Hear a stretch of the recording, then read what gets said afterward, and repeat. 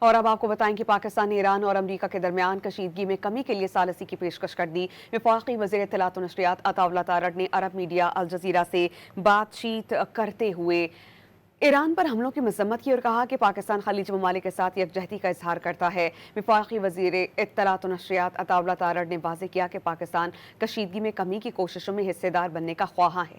پاکستان کشیدگی میں کمی کے لیے ایران اور امریکہ کے درمیان ثالثی کے لیے تیار ہے۔ پاکستان نے پہلے بھی تنازعات کے حل کے لیے کامیابی سے ثالثی کا کردار ادا کیا تھا۔